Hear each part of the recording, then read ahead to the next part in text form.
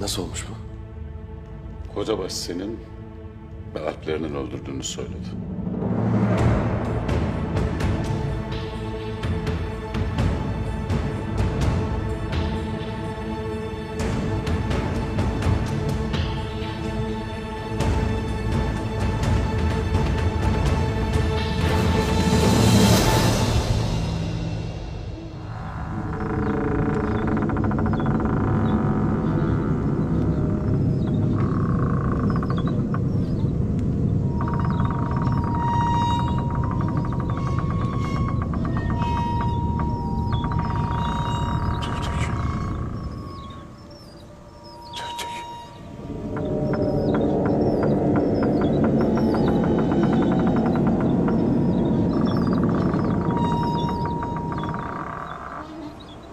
Tühtekin.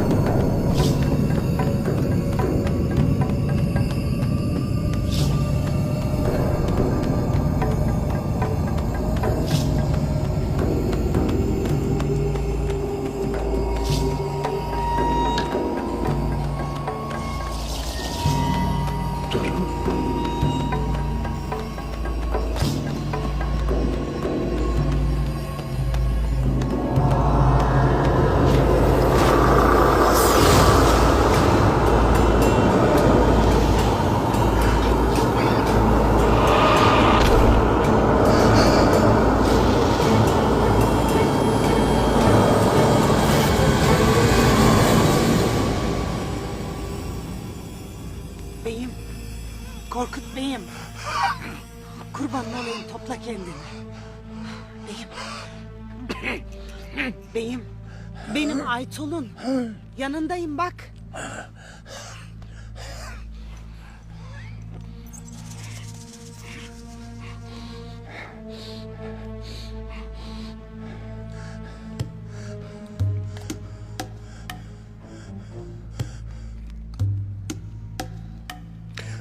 Günahlarımızın bedelini ödüyoruz Aytol'un.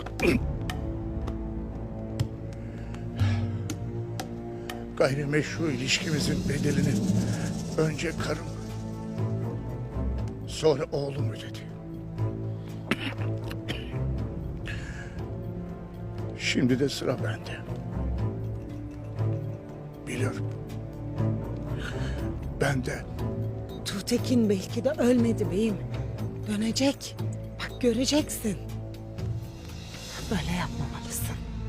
Dodurgalılar beylerini başında sıhhatli görmek ister. Böyle yapmayasın. kayılar yarın obadan gidecek.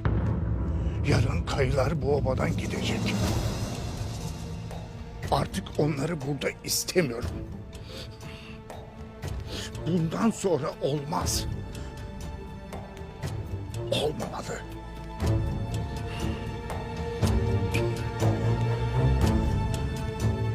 Bundan sonra olmaz.